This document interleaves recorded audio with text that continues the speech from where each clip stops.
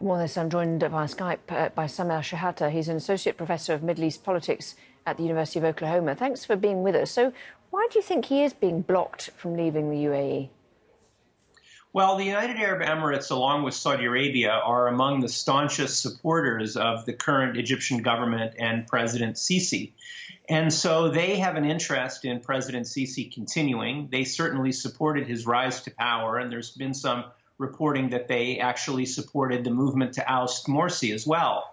So they are in favor of Sisi staying in power and not interested in seeing any potential challengers. And the Egyptian regime is also not interested in seeing potential challengers in next year's election. Yeah, so talk us, I mean, would Sisi be definitely behind this move? And explain to us a little bit about the background to Shafiq and why he would be potentially a threat to Sisi.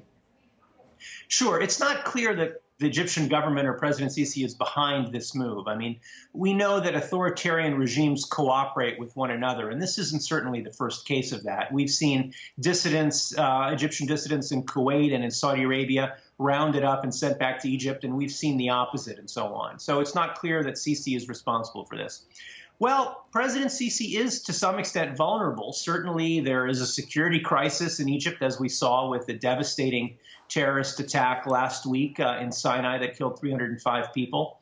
The economy is not doing very well, or at least many people are suffering as a result of high inflation, the flotation of the pound, and so on. So there are economic grievances. Mr. Shafiq, of course, as your piece mentioned, came in second in the 2012 elections against Mr. Morsi, who won those elections. And he clearly has political aspirations, and we've known that for some time. So what do you expect the reaction to be in Egypt? Because sometimes people don't like the idea that people who might be running in their elections are detained elsewhere.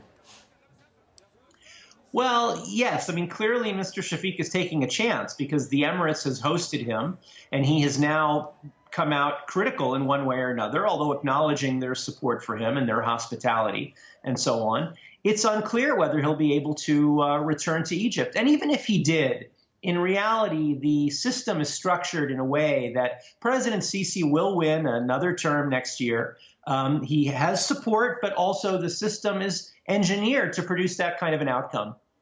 And just briefly, do you think that he would have any chance of getting the backing of the military if he did get back? And is that the worry?